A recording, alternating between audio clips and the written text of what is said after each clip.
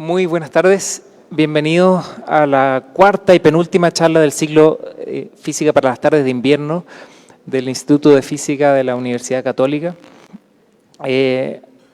Quiero agradecerles por venir. Estamos muy contentos porque hemos tenido una concurrencia buenísima en todo el ciclo. Y bueno, aprovecho de invitarlos para la próxima charla de la próxima semana también. El charlista de hoy es de lujo, profesor Giuseppe De Nittis. Él estudió física teórica en su pregrado y en su máster en Pisa, Italia. Luego su doctorado en Sisa, Trieste, también en Italia. Y tras pasar por algunos trabajos postdoctorales en Francia y Alemania, vino a Chile como profesor y actualmente es profesor asociado de las facultades de Matemática y de Física. Él creo que les va a contar sus temas de interés y que no lo voy a decir yo. Trabaja en física matemática, como les dije, y hoy día nos va a hablar sobre este cuento sobre el espacio-tiempo llamado Geometría sin puntos. Muchas gracias, Giuseppe, y a ustedes les recuerdo que si tienen preguntas, por favor, guárdenlas hasta el final. Muchas gracias y gracias. Muchas gracias, Nelson.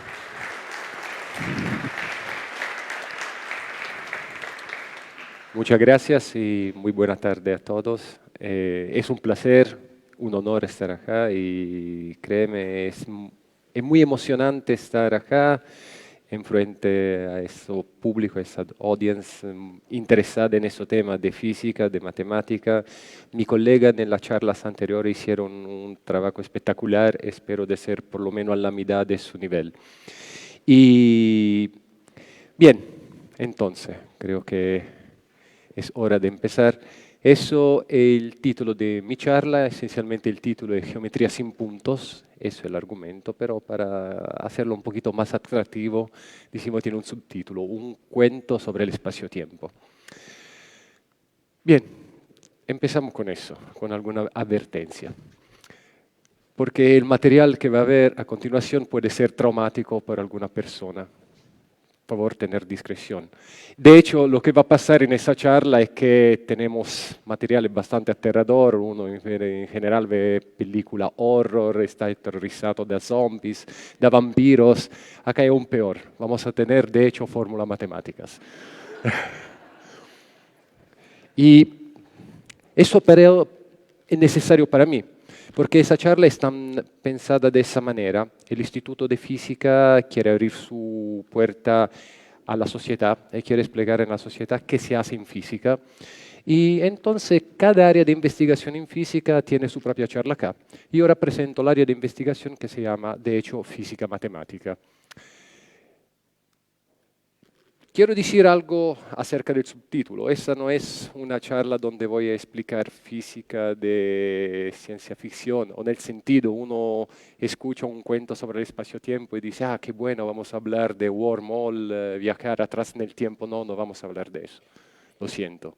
Y tampoco vamos a hacer una charla de cosmología, hablar de la historia del universo. No lo vamos a hacer porque esos son temas que están investigados en otra área de física, el Instituto de Astrofísica, donde eso se hace, hay colegas que saben eso mucho mejor que yo. Y entonces, ¿qué vamos a hacer en esta charla? Vamos a hablar de física matemática. Y entonces, para hablar de física matemática, me gustaría, ante de todo, decir, explicar, intentar por lo menos explicar qué es la física matemática. Da miedo. La verdad es esa. Existe hasta una asociación internacional de física matemática, dado que nosotros somos muy artistas, inventamos ese logo. Eso es una M de matemática, una Phi que está por física, y ese simbolito que se llama es una intersección en matemática. O sea, la física matemática es algo que está en la intersección entre matemática y física. Ahora, déjame decir que ese logo me parece muy nerd, pero es lo que tenemos. Y existe, bueno, varias revistas de física matemática. Una de las más populares es esa que se llama Journal Mathematical Physics, una de las más antiguas, una de las más populares, donde intenta de dar una explicación de qué es la aplicación de la matemática a problemas del ámbito de la física, el desarrollo de métodos matemáticos apropiados para estos usos y para el desarrollo de conocimiento físico. ¿Se entiende? ¿Sí? ¿Se entiende? bien, después de 15 años yo todavía no lo entiendo bien. Y cuando uno no entiende qué se hace en general, se va en Wikipedia. Y uno va en Wikipedia y dice, ¿qué es la física matemática? La primera cosa es que uno lee, no se ve muy bien, pero si usted va en la página de Wikipedia lo puede leer, dice el uso de la palabra física matemática, dice algo de idiosincrático, idiosyncratic en inglés. O sea, no se entiende si uno está haciendo física o si está haciendo matemática. Y acá en toda la explicación dice que siempre hay una pelea entre físico teóricos y físico matemático. ¿Quién lo está haciendo mejor? De hecho, después de leer esa página de Wikipedia, uno entiende eso, que lo físico matemático tiene un trastorno de personalidad múltiple. Un poquito son físicos, un poquito son matemáticos. De hecho, también tengo que decir ahora, lo digo públicamente, que los físicos matemáticos sufren de bullying todo el tiempo, porque cuando están en el departamento de matemática, hablan con los matemáticos, les contestan, no, usted no cacha físico. Y cuando van a lo físico es igual, dicen, ah, no, pero usted no puede entender porque es matemático. De hecho, me vino acá en Chile porque la Universidad Católica, por eso yo soy muy agradecido a esa institución, inventó, no para mí, lo inventó esa idea de tener un profesor que compartido entre física y matemática. Y cuando yo vi eso, digo, bueno, tengo que ir allá. Y resultó, por suerte resultó. Bien, ustedes van a decidir cuál es la cara del matemático y cuál es la cara del físico. Yo no lo voy a decir acá. Bien, una recomendación para el uso de esa charla, porque esa charla no va a ser fácil. Ahora veo a Ignacio toda la semana que me dice que sea fácil, que sea fácil, que sea fácil. No va a ser fácil, va a ser algo complicado, pero yo creo que lo podemos lograr.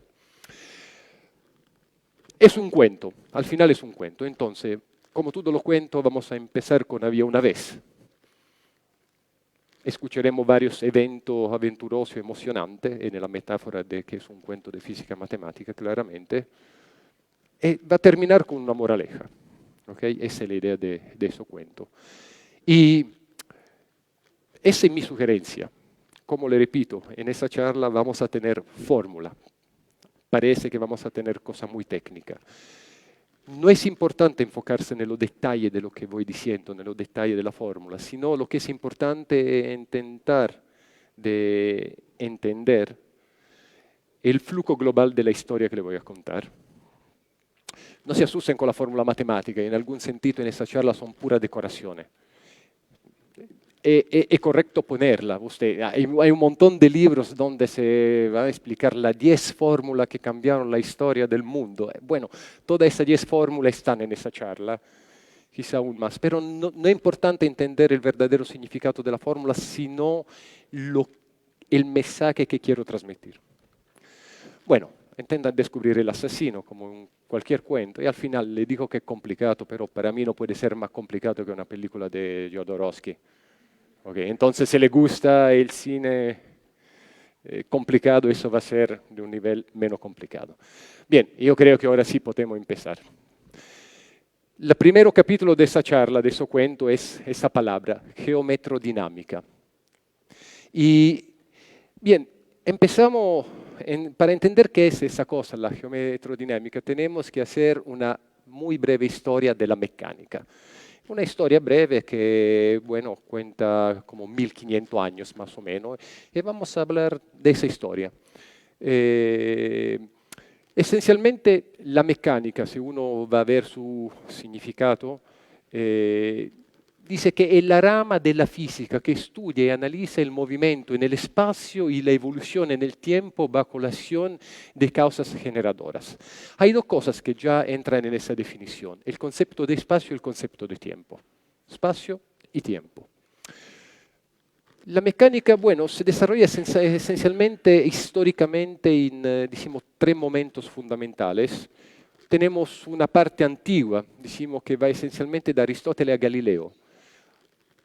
Digo que esa parte antigua porque se empiezan a fijar la idea fundamental de qué puede ser la mecánica, mas todavía no se define la herramienta necesaria para un estudio que sea no solo cualitativo, sino también cuantitativo. tenemos una época clásica, que es la época que va esencialmente da Newton a Hamilton, donde toda la mecánica viene formalizada en una forma que todavía seguimos utilizando. Y después tenemos la época moderna, la época donde todo se hace complicado, donde todo es complicado, porque tenemos Einstein de un lado y Heisenberg del otro, junto con Schrödinger, que cambian profundamente la visión que tenemos del mundo. Y cuando digo que empezamos esencialmente dal principio, vamos a empezar con Aristóteles. ¿Qué decía Aristóteles? Aristóteles decía que el movimiento esencialmente era respuesta a una fuerza y ese movimiento es rectilíneo uniforme. O sea, para tener un cuerpo en velocidad constante, yo tengo que aplicar una fuerza constante, esa fuerza tiene que ser proporcional a la densidad del medio. Eso era la idea de Aristóteles. Una fuerza constante significa mantener el cuerpo a velocidad constante, porque existe una densidad del medio. Y si existe el movimiento, la densidad del medio, si esa idea es correcta, no puede ser el vacío, porque si existiría el vacío, la velocidad, bueno, eso sería infinita. Entonces, Aristóteles da esa conclusión saca eso, dice que todos los puntos del espacio están llenos con materia.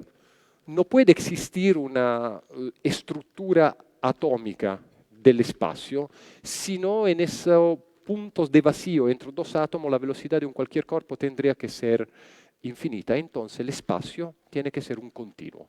Esa es la primera vez en la historia, bueno, que conocemos de la ciencia, donde uno introduce esa idea, que el espacio es un continuo.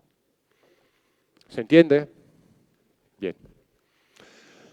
Llegamos a Galileo.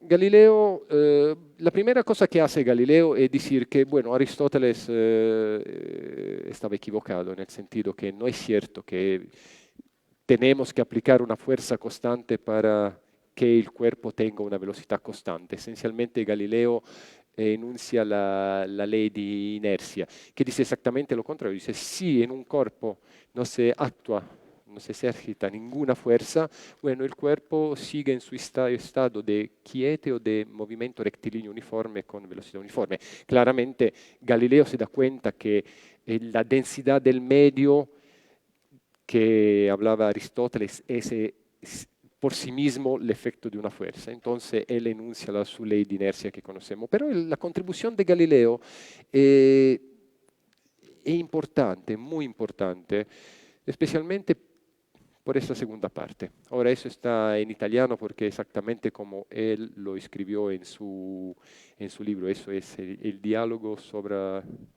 Il dialogo sui due massimi sistemi, eso es el título en italiano, el diálogo sobre los dos máximos sistemas, creo que sería en castellano. Esencialmente acá, no lo voy a leer, tampoco lo voy a traducir por una falta de tiempo, pero es súper bonito. Él dice esencialmente que la naturaleza está escrita en el lenguaje de la matemática. Dice que los triángulos, los círculos, la figura geométrica son esencialmente la gramática en que el universo está escrito.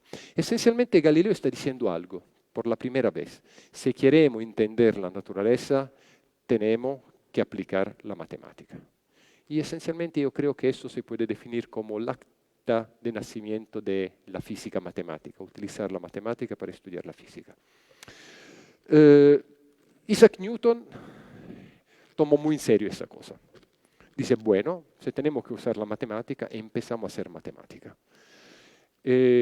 Fórmula varios axiomas, postulatos, de hecho en física se llaman postulato.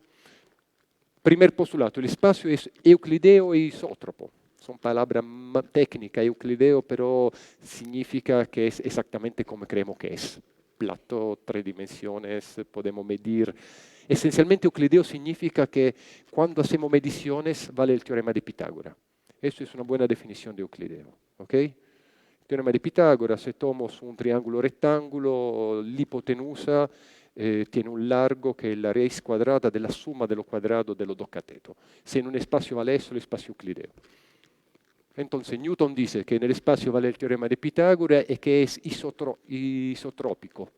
o isótropo. ¿Qué significa? Significa que no hay una dirección que es más bonita de la otra. No existe una arriba, una abajo, una derecha, a la izquierda. Donde lo miro es lo mismo. Segundo principio. El espacio por sí mismo es un sistema de referencia. O sea, yo me puedo poner en el espacio y decir, bueno, yo ahora de donde estoy empiezo a medir. En ese sistema inercial absoluto, inercial significa esencialmente donde no actúan fuerzas externas, bien, vale el principio de relatividad galileana, o sea, lo que Galileo había dicho años antes sigue válido en la idea de Newton. El tiempo. Galileo no habló de tiempo. Creo que Newton es el primero que da una definición de tiempo. Dice, el tiempo es una coordenata, independiente de la coordenata espacial. O sea, se da cuenta Galileo que si tengo que hacer un modelo matemático para la mecánica, necesito describir el espacio y también necesito describir el tiempo. El tiempo es una coordenata independiente que es igual en cualquier punto del espacio. O sea, si tengo un reloj acá o lo voy a poner en cualquier otro punto del espacio, tiene que funcionar de la misma manera. Eso es el principio de tiempo absoluto. El principio de inercia es válido, así como lo dijo Galileo. Tenemos el principio de acción y reacción. Si yo actúo sobre un cuerpo, el cuerpo actúa también sobre de mí. Y después tenemos esa. F igual m por a. ¿Saben qué significa esa fórmula? ¿Sí? La fuerza es igual al producto de la masa por la aceleración. ¿Qué es la aceleración? Bueno, ¿qué es la velocidad? La velocidad es la distancia sobre el tiempo. O sea, es medir en cuánto tiempo cómo varía el espacio en función del tiempo. La aceleración es nada más que la velocidad de la velocidad. Cómo varía la velocidad en el tiempo. Entonces el concepto es muy similar. Pero mira, hasta acá Newton es físico, no es matemático, porque está dando postulato de física. Lo que hace Newton no es solo reorganizar esos postulatos, sino que es también hacer el matemático. O sea, tengo que sacar de la información de esa ley, necesito una estructura matemática que sea capaz de darme la herramienta. Y lo que hace Newton esencialmente es inventar una nueva matemática, que es lo que hoy día nosotros llamamos el cálculo infinitesimal. ¿Okay? Esa es la gran diferencia entre Galileo y Newton. Galileo, más o menos, esa cosa le decía, no son totalmente nuevas con respecto al trabajo de Galileo. Es con Newton que tenemos finalmente un modelo matemático. El espacio es un R3 por R. O sea, es una estructura matemática bien clara. Tenemos la parte de espacio y la parte de tiempo. Eso es un espacio tridimensional, un continuo, como en la idea de Aristóteles. También el tiempo es una coordenada continua. Un modelo matemático para el espacio. La ecuación más fuerza igual masa por aceleración, se traduce en esa expresión. Esa expresión es una ecuación diferencial. Ecuación diferencial es una palabra técnica y significa que estamos en el marco de una teoría matemática, estamos en el cálculo infinitesimal. Y bien, muchas veces esa ecuación también se convierte en esa ecuación acá, donde uno simplemente dice que la ecuación de Newton es mucho más interesante cuando la fuerza no son cualquier fuerza, sino una fuerza conservativa. Insisto sobre esta cosa técnica que no se entiende para decir dónde está la genialidad de Newton. La genialidad de Newton está en él. Introducir postulatos nuevos y inventar un ámbito de la matemática donde esos postulatos se pueden traducir en fórmulas. Cuando uno tiene una ecuación diferencial, ¿qué hace? La soluciona. Y después hay un otro matemático, Cauchy, que él dice, bueno, yo tomo la ecuación diferencial de Newton, yo soy un buen matemático, la soy solucionar, pero no solo soy hacer eso, también puedo demostrar que la ecuación diferencial de Newton sí tiene siempre una solución y esa solución está definida para siempre. O sea, Con Cauchy llegamos a lo que se llama el determinismo mecánico, o sea, si yo conozco la posición de un cuerpo a un instante y tengo ese dato porque lo puedo medir, conozco la ecuación diferencial de Newton que sale del concepto físico de la mecánica de Newton, como matemático desarrollo esa ecuación me va a decir la historia de ese cuerpo en el futuro, en cualquier tiempo y también en el pasado. O sea, toda la historia de un cuerpo está totalmente determinada da una ecuación diferencial y del conocimiento de un dato inicial. ¿Okay? Esencialmente acá estamos en el periodo del iluminismo. ¿Se dice así en castellano? ¿Dela?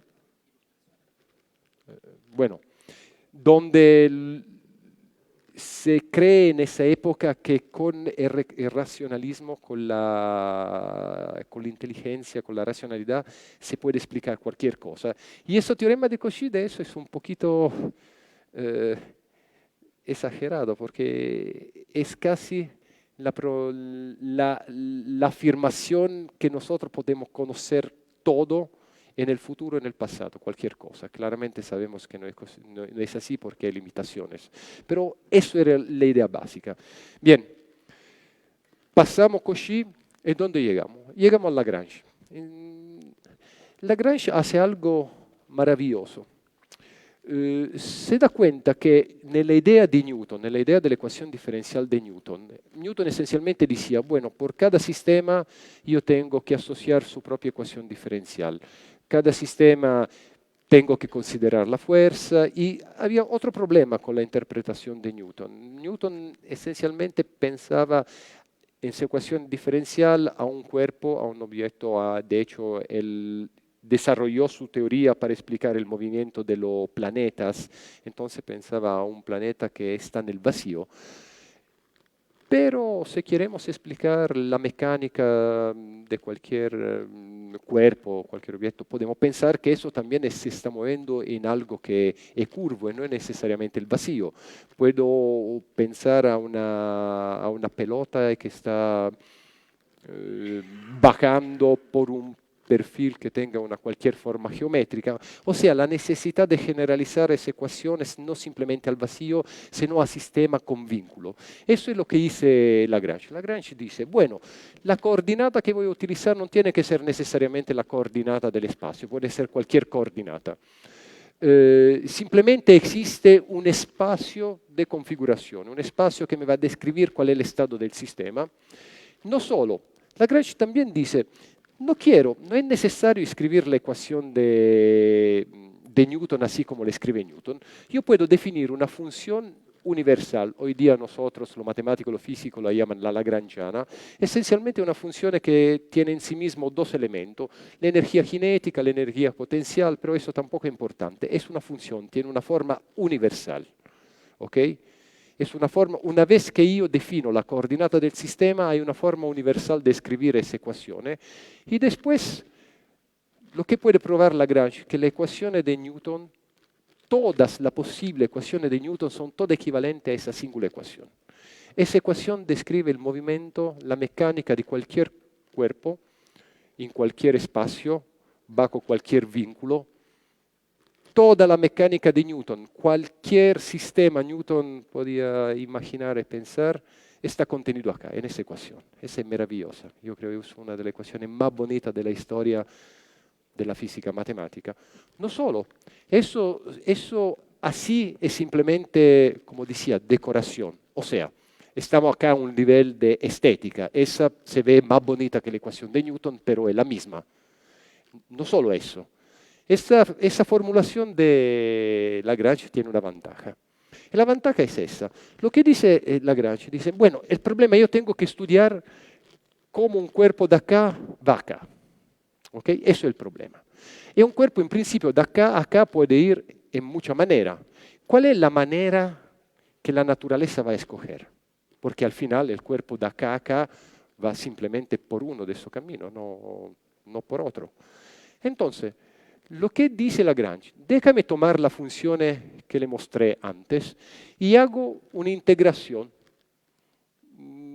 entre el tiempo t1 y el tiempo t2, a lo largo de una cualquier de esos caminos. Bueno, la naturaleza va a escoger el camino tal que esa cantidad sea la mínima posible. Decimos nosotros que tiene que minimalizar el funcional de acción.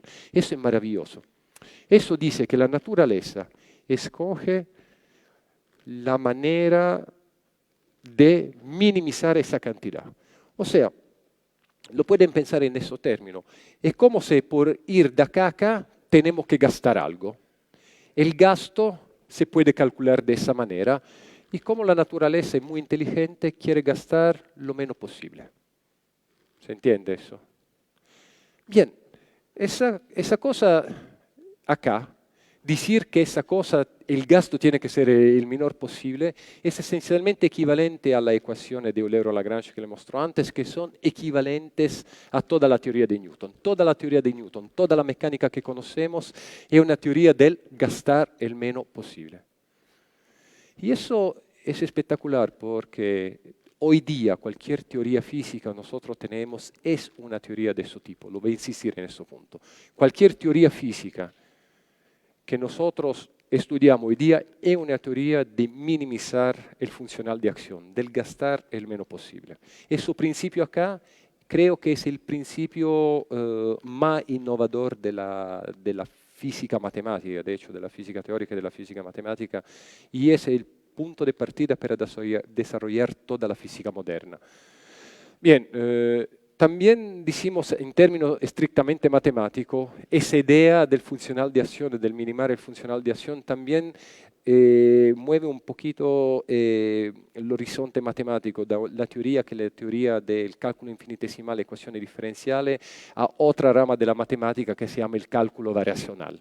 Es una herramienta un poquito más moderna y más poderosa del simple cálculo diferencial, eso para decir también cómo con el tiempo la herramienta matemática y los ámbitos de investigación en matemática van cambiando un poquito.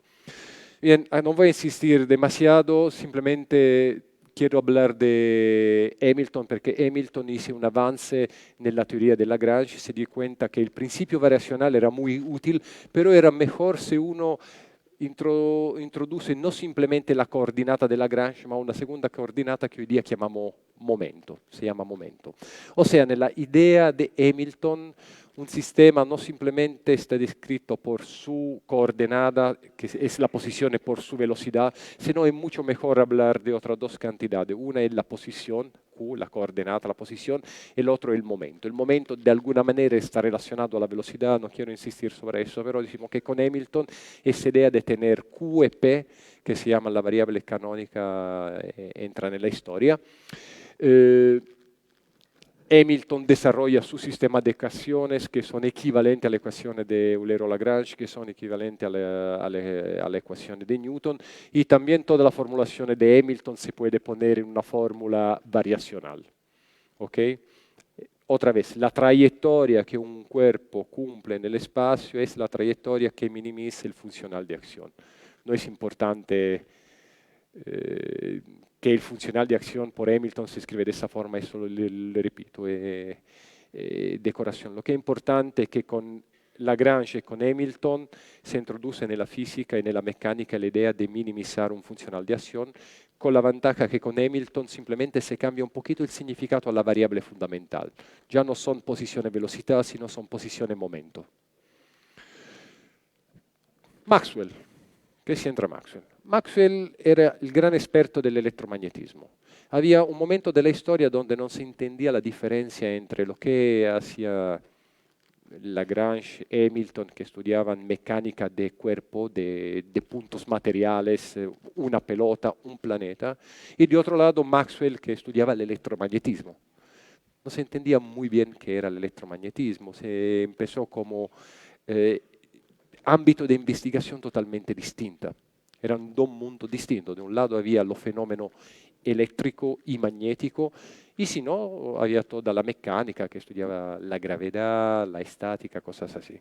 Sino que uno puede pensar esa cosa, puede pensar que el campo eléctrico, nosotros utilizamos la palabra campo, el campo eléctrico y el campo magnético son simplemente, bueno, nosotros lo llamamos campos, no son campos, son simplemente funciones, o sea, son cantidades que asocian a cada punto del espacio un valor. O sea, puedo medir el campo eléctrico en ese punto. O sea, estoy asociando a ese punto del espacio un valor que me da el valor del campo eléctrico y si cambio punto puedo asociar otro valor. O sea, decir que es un campo es simplemente una función definida en el espacio. O sea, a cada punto del espacio yo puedo asociar un valor. Después ese valor lo llamo la intensidad del campo eléctrico, la intensidad del campo magnético. Podría ser también un campo de temperatura. O sea, puedo empezar a medir la temperatura en cualquier punto de esa sala y eso me daría el campo de temperatura. Ecco, Maxwell dice que la electricidad y el magnetismo uno tiene que explicarlo en términos de campos. Y no solo. Dice que también por el electromagnetismo vale el mismo principio de Eulero-Lagrange.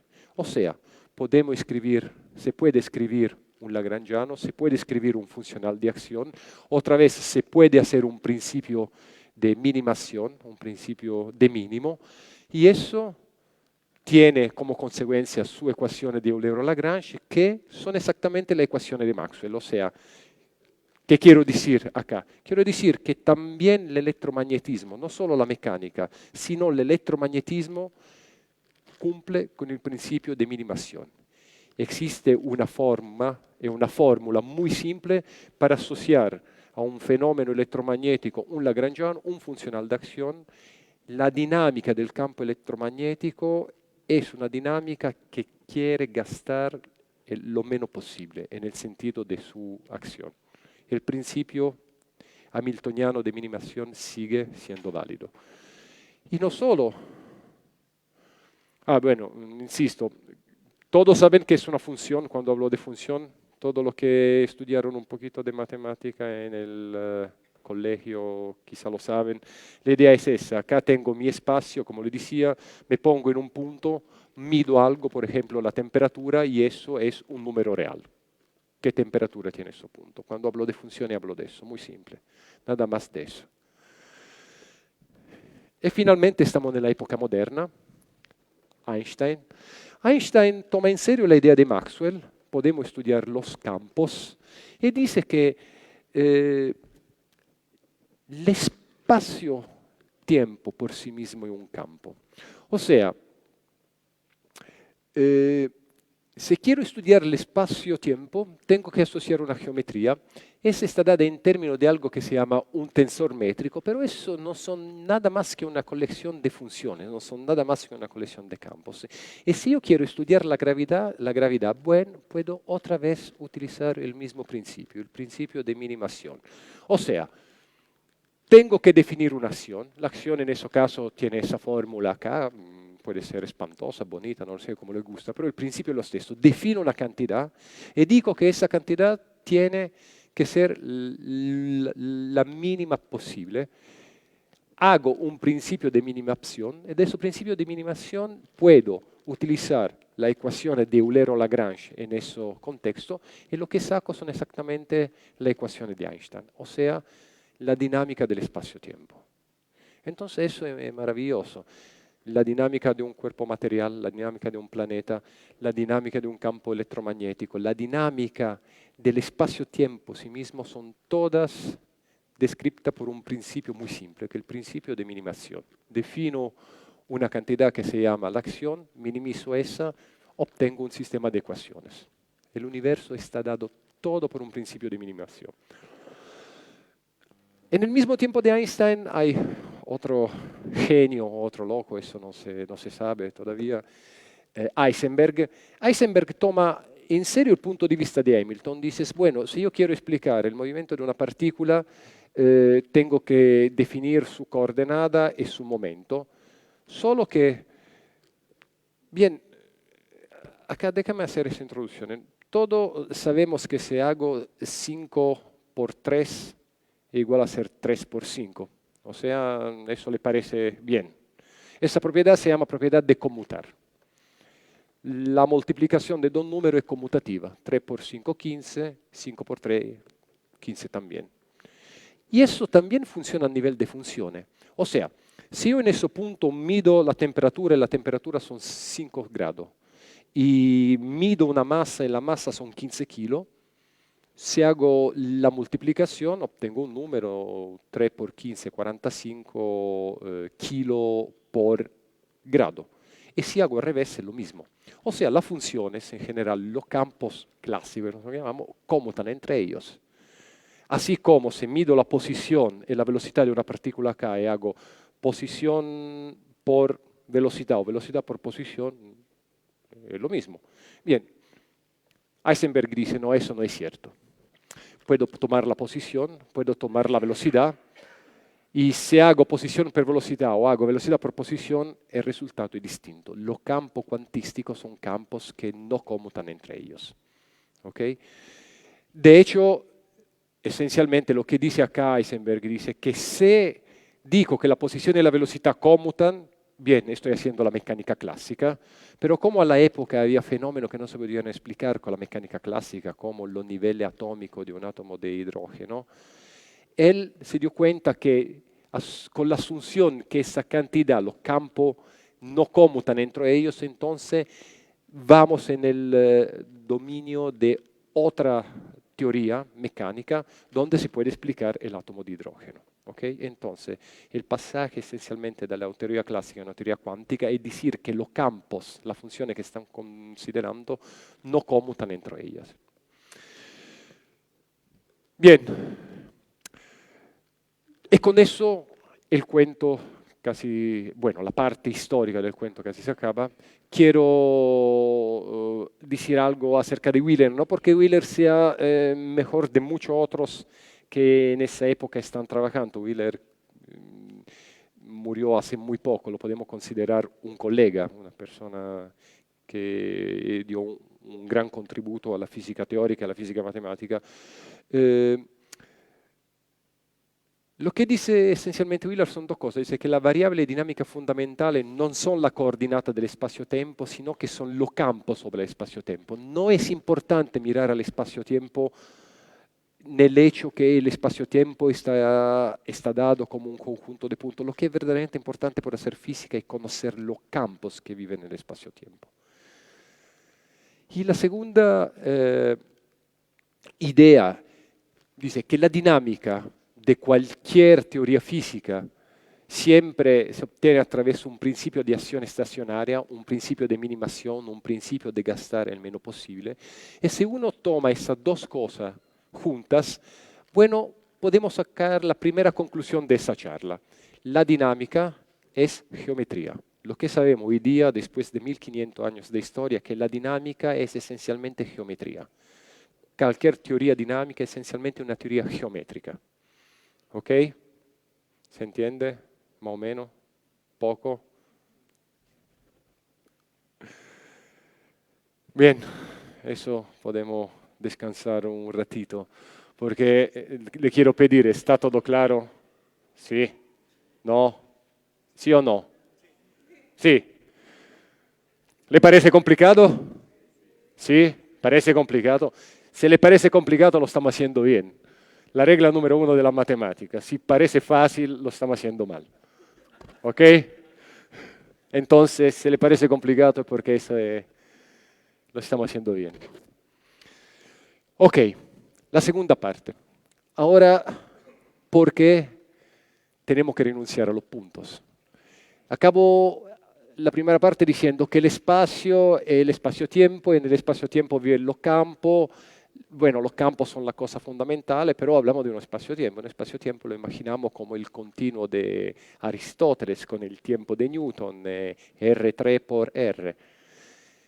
Lamentablemente tenemos que renunciar a eso. Hay varias razones. La primera es esa. ¿Qué significa? Bueno, ahora dejo de ser matemático y vuelvo a ser el físico. ¿Qué significa decir que el espacio es un continuo? El espacio es un continuo si esencialmente en cualquier punto yo puedo medir algo. Y ¿Qué sabemos nosotros de la geometría de Euclides? Que un punto es algo que no tiene dimensión. Entonces, en principio, si el espacio es un continuo, yo puedo medir en cualquier punto una distancia que sea infinitamente pequeña. ¿Okay? Eso es la idea. Si el espacio es un continuo, yo puedo medir distancias que son pequeñas como quiero. ¿Y qué significa medir? Medir significa esencialmente observar. ¿Y nosotros cómo observamos? Observamos con un mecanismo que es muy simple. Lo que nosotros vemos esencialmente es la luz que por un efecto de scattering está reflejada por algo y nosotros lo que vemos es eso. Por ejemplo, si yo quiero medir eso largo acá, delta X, tengo que enviar de la luz, siempre hay una lente para focalizar eso, pero lo que veo al final es el efecto del hecho que hay una interacción entre la luz y lo que yo quiero medir. Ahora, hay cosas muy simples de esa óptica clásica que se estudia a nivel muy básico. El poder de resolución, o sea, la cantidad que yo puedo medir esencialmente es proporcional al lambda. Lambda es la longitud de onda de la luz. Y esa es la longitud de onda esencialmente que llega acá. Tenemos otra ley física que se llama el efecto Compton, que da una medida, da por lo menos una estimación de la longitud de la luz que está en interacción con el punto que quiero medir, dado una luz inicial. O sea, ¿qué estoy haciendo? Estoy enviando una luz que tiene una longitud de onda lambda 0. Esa interactúa con lo que yo quiero medir. La interacción cambia la longitud da un lambda 0 a un lambda y el poder de resolución es proporcional a eso lambda. Esencialmente eso dice que eso lambda que yo puedo medir es proporcional de alguna manera a la luz que yo estoy enviando y eso lambda es proporcional a la precisión que yo puedo medir.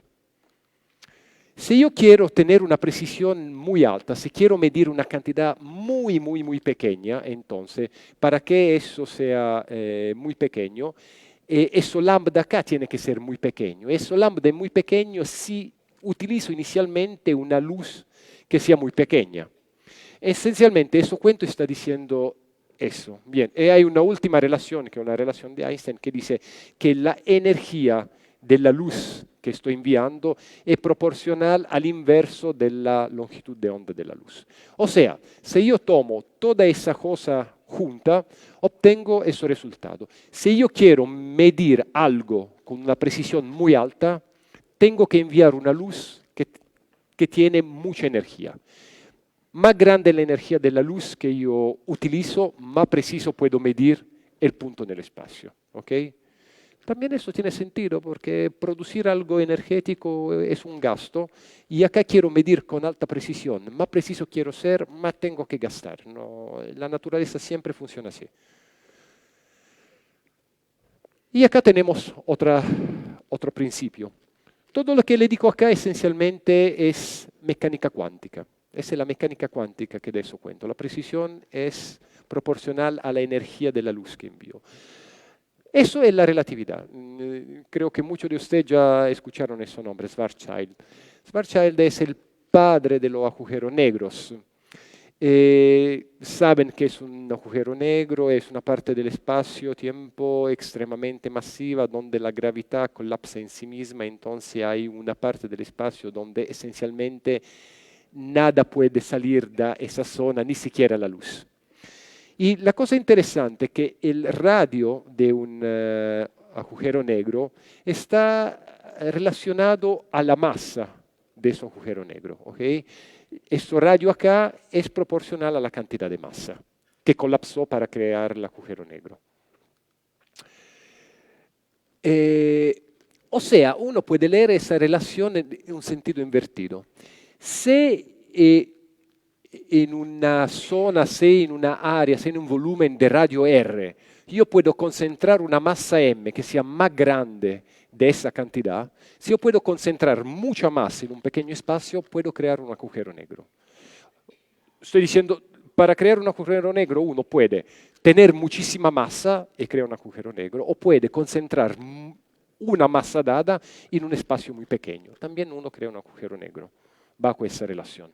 Lo que quiero decir, lo que es importante para un agujero negro no es la masa, sino la densidad. Cuánta masa tengo por porción de espacio. Bien. Le voy a contar esa idea interesante que salió en ese paper hace no mucho años atrás. Dice, bueno, yo creo en Einstein. Einstein me dice que hablar de energía, hablar de masa es la misma cosa, no hay diferencia.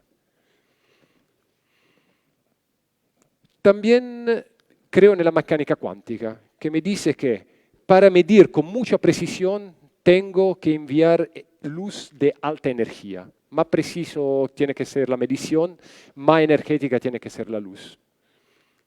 Y creo en Schwarzschild, que dice que si pongo mucha masa en un espacio muy pequeño, hago un agujero negro.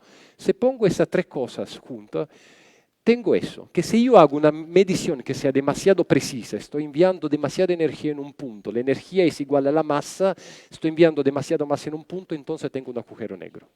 O sea, si yo tomo junto la mecánica cuántica y la relatividad de Einstein, los puntos materiales no existen. El espacio-tiempo no puede estar hecho de punto. Hay una dimensión bajo la cual no es posible medir una distancia. Y eso hoy día lo sabemos. Hay varias simulaciones, lo sabemos de alguna manera, no tenemos una teoría definitiva, no tenemos ecuaciones que explican eso de forma perfecta, pero hay evidencia que cuando yo voy a distancia más pequeña y más pequeña, el espacio-tiempo ya deja de ser plato y empieza a tener rugosidad. Eso lo llamamos la quantum fluctuation, fluctuación cuántica. Eso es como aparece el espacio-tiempo a una escala muy pequeña. Esa escala muy pequeña se llama la longitud de Planck, la escala de Planck. Es un número infinitamente pequeño, pero no es cero. Es muy pequeño, no es cero. Bajo esa dimensión, el espacio ya no se puede considerar como un continuo. Tenemos que renunciar a la idea de los puntos materiales. El espacio-tiempo deja de tener una geometría clásica. ¿No estamos? ¿Ah? ¿Eso fue más fácil o más complicado? ¿Ah? Más fácil. Ah, le gusta más la física que la matemática, lo sabía. Bien, y ahora la parte complicada. Ahora vamos a la parte complicada. Lo sé que están pensando exactamente esas cosas acá. ¿Por qué la parte complicada? Porque ahora tengo que convencerlo que es posible hacer una geometría sin tener un objeto geométrico. Eso es el problema. De la mecánica cuántica y de la relatividad general sabemos que no podemos considerar el espacio-tiempo un espacio que sea plato, un espacio que sea un continuo, pero también creemos en lo que dijo Wheeler, que la dinámica tiene que ser una teoría geométrica. ¿Okay? Esencialmente eso es el problema. La dinámica es geometría, eso lo sabemos, no podemos renunciar a ese principio es demasiado poderoso, explicó todo. La dinámica es geometría. Pero la noción de punto es incompatible con las dos grandes teorías modernas, teoría de la relatividad y mecánica cuántica. Y entonces necesitamos una forma de hacer una geometría sin puntos. Pero hay algo que puede ser útil. Tomamos también la idea de Wheeler, que las cosas importantes al final no son verdaderamente los puntos, sino conocer los campos que viven sobre el espacio-tiempo, las funciones. Volvemos al concepto de funciones. Y acá ahora me voy a poner un poquito técnico, pero ¿cómo lo hacemos acá? Olvidan toda esa mala palabra, compacto, Hausdorff, no importa, no importa. Tenemos un conjunto, tenemos un espacio, tenemos lo que le gusta, un cuadrado, un cerchio, y consideramos todas las funciones que podemos definir en eso. Por ejemplo, estamos acá y yo puedo definir varias funciones, la temperatura en cada punto, la velocidad en cada punto, la masa en cada punto. Simplemente estoy considerando el conjunto de todas las funciones que puedo definir. Como nosotros somos matemáticos y nos gusta dar un simbolito a cualquier cosa, el conjunto de todas las funciones se llama eso. C de gamma, ¿ok? No importa lo que es. Si tengo la función, yo puedo hacer dos cosas. Puedo sumar dos funciones. ¿Ok? Puedo sumar esencialmente el valor de la temperatura en ese punto y puedo... ahora digo algo que los físicos no me van a perdonar. No, pero en general puedo sumar funciones entre ellas. ¿Ok?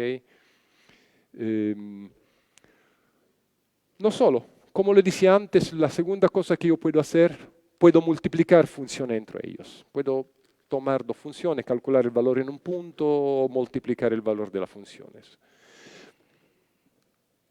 Puedo, bueno, eso es una condición técnica, no importa, pero eso sí, puedo definir un tamaño de una función, eso nosotros lo sabemos hacer. Pues podemos medir cuánto es grande una función. Tenemos mucha estructura entonces el conjunto de la función es por sí mismo un objeto matemático que tiene una dignidad más abstracta. El conjunto de la función es algo que los matemáticos más abstractos llaman un álgebra. Eso ahora es interesante porque de un lado la función tiene siempre la idea de algo que es analítico, está relacionado a la posibilidad de hacer análisis. La álgebra pertenece a una rama de la matemática mucho más abstracta. Cuando uno hace álgebra empieza. Tengo un conjunto, tengo elemento de un conjunto, tengo una operación. Ninguno sabe qué es el conjunto, ninguno sabe cuáles son los elementos, ninguno sabe cuál es la operación. Sino la álgebra lo que hace es estudiar abstractamente la posibilidad de tener relaciones entre objetos que pertenecen a un conjunto. Es genial porque sacamos totalmente el significado ontológico y quedamos simplemente con las estructuras más matemáticas. Entonces el lenguaje que queda al final es muy sintético. Podemos sintetizar mucha información en una teoría que sea una teoría algebraica. No es un caso que hoy día toda la teoría de los computadores, todo el lenguaje de computación se hacen esencialmente, nosotros decimos con 0 y 1, 0 y 1, pero eso tiene un nombre que se llama álgebra de Boole. Es una teoría algebraica extremadamente poderosa. De hecho, podemos hacer toda la computer science que queremos simplemente con nuestra estructura algebraica. Lo que quiero decir, que si consideramos las funciones, estamos considerando un álgebra. Y entonces hay ese matemático acá, Gelfand, que se dio cuenta de ese resultado, que esencialmente yo puedo considerar un espacio con sus funciones o puedo considerar simplemente su interpretación algebraica y no voy a perder ni a ganar ninguna información. O sea, puedo representar siempre un conjunto de funciones, una familia de funciones sobre un conjunto como un álgebra. O sea, puedo renunciar a hablar en un lenguaje que sea analítico y me puedo concentrar simplemente en su estructura algebraica. Y la estructura algebraica tiene toda la información. ¿Okay? Esencialmente lo que quiero decir acá, que entre la parte analítica o topológica, como lo llamamos lo matemático, y la parte algebraica, no se pierde ninguna información. La topología o la análisis, bueno, la topología, la parte analítica es totalmente equivalente a la estructura algebraica. ¿Okay? Entonces, la única cosa que tengo que hacer es cambiar de lenguaje. Dejo de hablar con un lenguaje que sea analítico, dejo de hablar de funciones sobre un espacio y hablo de elementos de un álgebra con relaciones. Esa álgebra que entran en esa discusión tiene también un nombre particular, se llaman álgebras y estrellas, no sé por qué es el nombre que tiene. ¿Okay? Entonces se puede hacer una teoría de espacio simplemente mirando a las álgebras y estrella. ¿Okay? Y eso con eso empieza toda una práctica en la comunidad de lo matemático que se llama la topología no conmutativa. O sea, yo tomo todo lo que sé de la topología clásica, lo voy a transformar a nivel algebraico y después digo eso. En general, los objetos clásicos conmutan, eso era lo que ya Heisenberg dijo. Hago mecánica clásica si velocidad y posición conmutan. Si no conmutan, hago mecánica cuántica. Acá estamos haciendo la misma cosa. Tomo los conceptos matemáticos que están relacionados a estructuras analíticas, lo transformo en lenguaje algebraico y saco la propiedad de conmutar. ¿Okay? Dico que ya el objeto no común. Entonces el programa es simple. Tomo un objeto topológico, lo traduzco en un lenguaje que sea totalmente algebraico, elimino la conmutatividad que no me sirve, entonces voy en lo que se llama no conmutativo, y eso me da un paralelo entre teoría. De un lado tengo la parte, decimos, algebraica, y acá obtengo la nueva versión no conmutativa. Eso me permite de superar el problema de trabajar con una estructura donde el concepto de punto no está definido. Ahora, todo eso es extremadamente técnico, uno necesita años para entender qué significa cada una de esas relaciones acá, no, eso es importante. Insisto, el concepto principal acá es que podemos reemplazar un lenguaje analítico con un lenguaje algebraico. Un lenguaje algebraico es mucho más decimos, evolucionado y no permite de sacar un vínculo que es el vínculo de la conmutatividad. Podemos renunciar a pensar a cosas que conmutan entre ellas y cuando esas cosas no conmutan ya estamos en otro mundo, en un mundo que nosotros llamamos cuántico. El problema pero esencialmente es eso, que hasta acá estamos haciendo topología, o sea, esa es simplemente la descripción del espacio y de campo, pero para hacer física necesitamos una geometría, necesitamos la misma herramienta que Newton inventó para hacer el cálculo infinitesimal, necesitamos una noción de poder hacer derivada, necesitamos un poquito más, necesitamos una geometría. También eso sabemos hacer hoy día, no solo sabemos transformar en lenguaje algebraico la descripción analítica, o sea, el concepto de espacio de funciones, sino mucho otro concepto como derivar, como definir qué es un campo vectorial, toda esa cosa, hoy día lo sabemos hacer a un nivel algebraico. Eso es el padre fundador de esa herramienta que se llama la geometría no conmutativa y creo que esencialmente el programa de Kohn es extender lo que los matemáticos llaman geometría diferencial a un nivel no conmutativo. Otra vez, toda la dificultad acá está en reexpresar concepto conocido en un lenguaje algebraico y decir que la álgebra que tenemos no son necesariamente conmutativas. Bueno, decimos el programa de Kohn ya hoy día es bastante avanzado, hay varias literatura, hay varios resultados, se puede definir un objeto importante que se llama la triple espectral, no es importante saber qué es. Lo que sabemos hoy día es que el contenido métrico de una variedad riemanniana es completamente algebraico. O sea, variedad riemanniana significa esencialmente el modelo que nosotros tenemos del espacio-tiempo. Es un espacio donde podemos medir distancia entre puntos. ¿Okay? Tener un espacio donde podemos medir distancia entre puntos y donde podemos hacer derivación esencialmente, es un objeto matemático muy poderoso, hoy día se puede expresar totalmente en una formulación, en un lenguaje que es algebraico. Y por eso después podemos llegar a una versión que sea no conmutativa. Insisto en eso, hay varias literatura hoy día en ese programa. Hoy día sabemos hacer una teoría de campos que no es conmutativa. Tenemos una versión de la cosmología que no es conmutativa. Esencialmente, por ejemplo, en ese lenguaje es posible definir un concepto de volumen, se llama técnicamente un operador de volumen, que sabemos solo puede tomar valores discretos. O sea, con efecto de ese lenguaje llegamos a una explicación del hecho que a una distancia muy pequeña el espacio-tiempo no puede ser continuo, sino tiene que ser granular. Y ya su ámbito de investigación es muy complejo, mucho más complejo de lo que le estoy contando hoy, pero espero que por lo menos la intuición, la idea fundamental sea clara para todo. Moraleja, estamos al final de la charla. La mecánica necesita un modelo matemático de espacio-tiempo, ¿ok? Eso lo sabemos. La dinámica es la geometría del espacio-tiempo. Entonces necesitamos un modelo matemático del espacio-tiempo y hacer una geometría en el espacio-tiempo. No es importante conocer los puntos del espacio-tiempo, sino es importante conocer los campos que viven en el espacio-tiempo. Es importante conocer las funciones que viven en el espacio-tiempo. De hecho, también tenemos que renunciar a los puntos del espacio-tiempo por el conjunto de la dinámica de la mecánica cuántica y de la relatividad generales. Y entonces necesitamos una geometría sin puntos. Y eso empujó lo matemático a la creación de la geometría no conmutativa, que es la única lenguaje que conocemos hoy día donde se puede hacer geometría sin la necesidad de tener puntos. Y quiero terminar con esa cosa de Bertrand Russell. Dice, la physics is mathematical not because we know so much about the physical world, but because we know so little.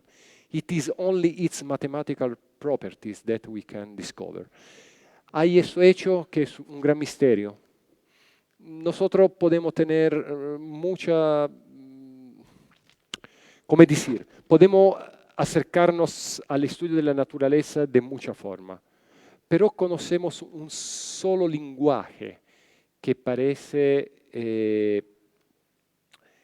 contar a nosotros lo que la naturaleza hace, y esa es la matemática. Muchas veces esa matemática no existe, sino tenemos que inventarla para que tengamos una explicación más precisa del mundo.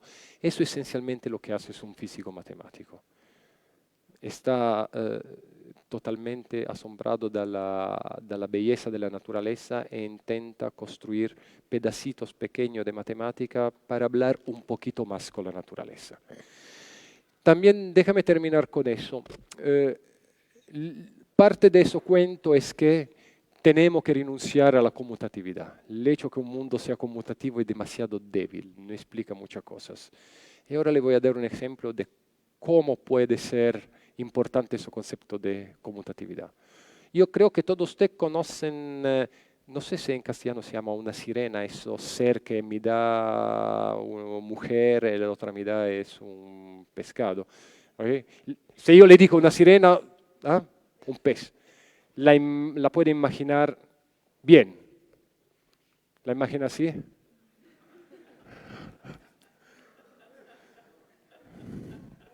Decimos que se ve un poquito más fea. Eso porque el mundo no es conmutativo. Muchas gracias.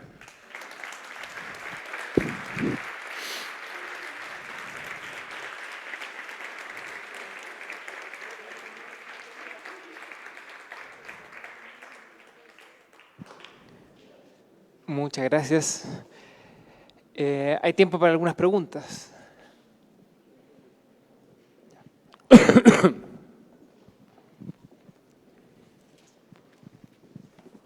Gracias, Ignacio. Buenas noches. Te quería hacer una consulta. Muy bonita tu charla. Gracias. La geometría no conmutativa utiliza las ecuaciones de Euler-Lagrange o Hamilton en su versión no conmutativa. Sí, sí, sí. De hecho, eso es lo que, bueno, era demasiado complicado. Por medio de la geometría no conmutativa podemos escribir un funcional de acción. O sea, tenemos una forma de definir eso funcional y una vez que tenemos eso funcional podemos aplicar un principio de minimación. Ese principio de minimación permite de sacar ecuaciones, que son ecuaciones ahora definidas a nivel algebraico, que pero dan una descripción suficientemente correcta.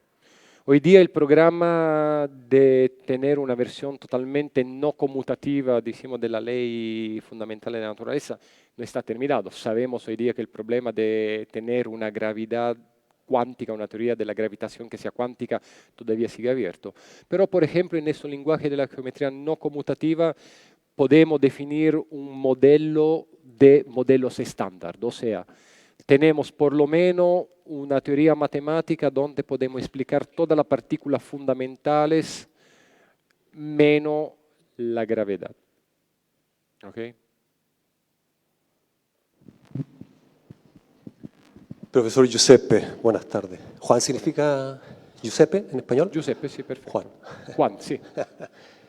Sí, mire, lo que me pareció interesante, profesor, fue el tema del principio de mínima acción, ¿está bien?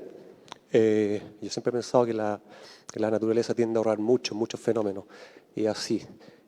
Yo le quería preguntarle, nosotros como humanos A ver si usted me puede explicar de algún modo lo siguiente. Nosotros como humanos interactuamos con el campo magnético, o sea, perdón, con el campo gravitacional de la Tierra. Entonces yo como humano cuando me muevo de un punto a otro, ¿cómo sé yo que estoy haciendo el mismo esfuerzo para poder desplazarme?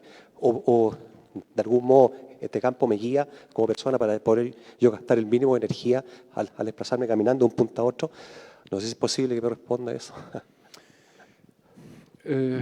È una pregunta complicata. Antes de todo, Gracias. la acción no es energía. Cuando siempre tengo miedo de decir eso, cuando uno habla de principio de mínima acción, no estoy diciendo que tengo que gastar la menor cantidad de energía. De hecho, en muchos de estos fenómenos simplemente la energía es constante. La acción es algo distinto de la energía y en verdad yo creo que ninguno puede explicar verdaderamente qué es la acción, sino que un buen concepto que permite describir esa ecuación. Bueno, ¿cómo se contesta esa pregunta? Esencialmente sí, es cierto, nosotros interactuamos con el campo gravitacional de la Tierra, con el campo gravitacional eléctrico de la Tierra, con el campo magnético de la Tierra e interactuamos con todas las interacciones. Y no solo eso, también nosotros estamos influenciando esos campos, porque en cuanto cuerpo con masa, yo también tengo mi campo gravitacional, y mi campo gravitacional está interactuando con el campo gravitacional del Sol, de la estrella. Entonces, claramente, si uno quiere tomar en cuenta toda la interacción de cada cuerpo con todo el otro cuerpo del universo, eso simplemente no tenemos ninguna posibilidad de solucionar ese sistema. Okay. Lo que sabemos hoy día es que si creemos en una teoría de campo, todo está en interacción con la restante parte del universo, pero afortunadamente tenemos escalas de energía y de interacciones, hay interacciones que son tan pequeñas que no cuentan. Y entonces, esencialmente, cuando tengo que explicar el fenómeno del hecho que yo estoy bajo, no sé, un desnivel, estoy cayendo de arriba a abajo, la única interacción que efectivamente puedo tomar en cuenta acá es la gravedad, porque es la más fuerte. Puedo olvidar totalmente del campo magnético y el campo eléctrico terrestre, porque la interacción es tan pequeña que va a producir efectos que no puedo medir, y quizá tengo que tomar en consideración el efecto de la reacción del vínculo donde estoy cayendo. Entonces, un problema complicado se puede traducir en un problema más simple si voy descartando toda la parte que cuenta muy poco. Tengo poca variable, puedo escribir el funcional de acción, puedo aplicar el principio de minimación, eso me va a dar la ecuación correcta, solución de la ecuación, puedo describir la caída de un cuerpo bajo el efecto de la gravedad. Eso es esencialmente lo que hacemos. Yo trabajo en ciencias sociales y quería preguntar en términos de lo conmutativo y no conmutativo, si lo conmutativo está relacionado con lo analógico y lo no conmutativo a lo digital, por ejemplo, el lenguaje. ¿O no? Sí, en algún sentido eso podría ser una analogía. Yo no sé cuánto profundo, cuánto precisa esa analogía, pero eso sí. En verdad, yo le quería decir, más que eso, explicar un concepto importante de un mundo conmutativo y en un mundo no conmutativo.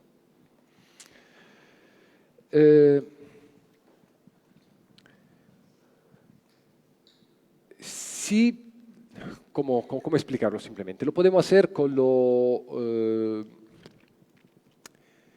esencialmente, decir que el mundo no es conmutativo significa decir que tiene importancia si algo está antes o después de otra cosa. Podemos pensar en eso en términos, por ejemplo, de escribir una palabra utilizando un conjunto si caracteres.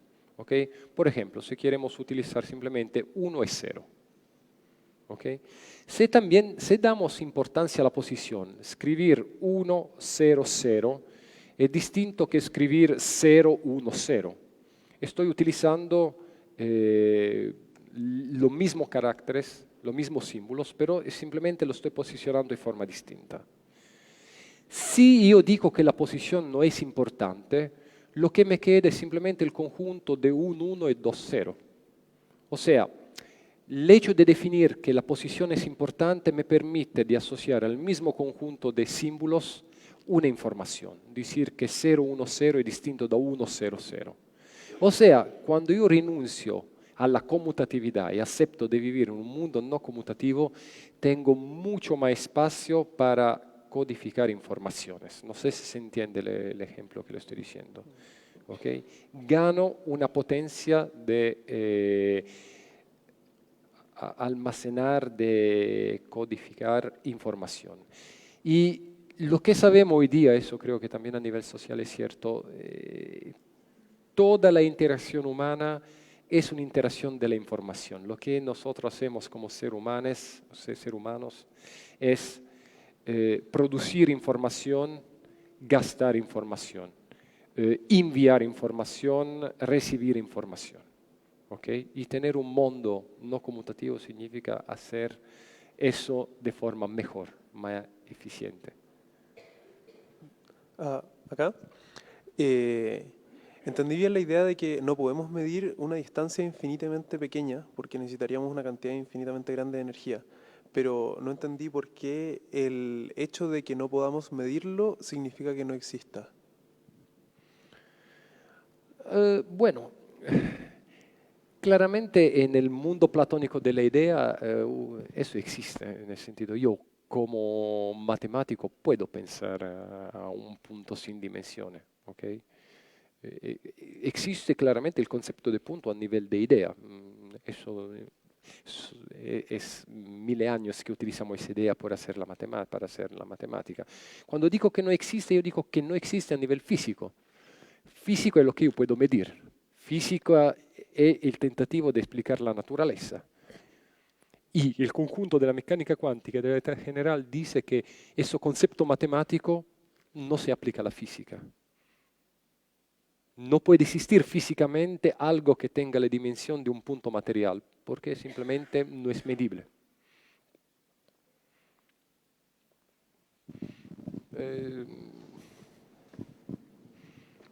Bueno, no quiero decir, acá el riesgo es ingresar en una discusión que es más filosófica.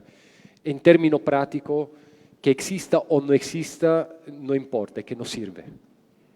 Acéptalo así. Para hacer física, ese concepto de punto material no sirve. Tenemos una última pregunta. Buenas noches, profesor. Le quería preguntar sobre, así como a lo largo de la historia hubieron como saltos conceptuales en la física y la matemática, si usted piensa como ya subjetivamente, si es que en los próximos años o en muchos va a haber otro salto conceptual tan grandes como los que hizo Newton o como lo que hicieron ya más recientemente con la no conmutatividad. Mira, y básicamente si va a seguir teniendo trabajo.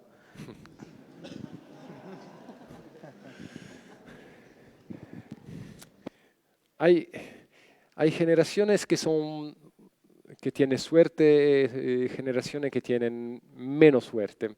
Ahora, la generación de lo matemático y de lo físico que se desarrolló alrededor de los años 30, 35, tuvo muchísima suerte. Hablo del campo científico porque al nivel histórico le fue malísimo. Con las dos guerras, con la Segunda Guerra Mundial, le fue pésimo. Pero a nivel científico tuvieron muchísima suerte porque se desarrolló en 5 años más o menos la teoría de la relatividad general de Einstein y la mecánica cuántica. Eso significó un montón de trabajo para todos. ¿Dónde estamos hoy día? Hoy día estamos exactamente a ese umbral. Estamos esperando el gran genio que nos va a guiar hacia el futuro de la investigación. Sabemos que la mecánica cuántica y la relatividad general son teorías muy precisas en cada uno de su propio ámbito. La mecánica cuántica produce predicciones que son maravillosamente precisas y hasta ahora la relatividad general nunca falló. La predicción de la onda gravitacional es bastante antigua. Fue más complicado preparar el experimento que inventar el concepto de onda gravitacional. La teoría de la relatividad general funciona súper bien. Lo que no sabemos hacer hoy día es juntarla. Y tenemos, en verdad, tenemos esencialmente problemas que son, da un lado, problema de inventar nueva matemática, y creo que también a nivel físico tenemos el problema, quizá hay algo que todavía no entendemos en los principios fundamentales de la naturaleza. Si ahora esa cosa va a pasar en un año, o en 5 años, o en 10 años, yo no tengo ninguna idea. Pero yo lo sé, estamos allá, estamos al limitar de esa cuestión. Conocemos muy bien la mecánica cuántica, conocemos muy bien la relatividad general, sabemos bien que hay problemas juntar las dos teorías. ¿Cómo se hace? Eso es el gran desafío de la época moderna. Claramente, yo no soy el primero que le cuenta eso, son 50 años que se está haciendo varios esfuerzos para juntar las dos teorías. Se desarrollaron varias teorías, teoría de cuerda, otra teoría que se llama Loop Quantum Gravity. Hay varias versiones de desarrollar un programa que puede juntar mecánica cuántica y relatividad general. Lo que sé, eso sí lo puedo decir, que hasta ahora ninguno de esos programas fue verdaderamente exitoso. Sí, pequeños logros, pero sin un éxito final. Estamos esperando la idea futura. Eso es. No sé, no puedo hacer una predicción. Pero sí lo que puedo hacer, puedo decir, trabajar en ese ámbito de investigación, trabajar en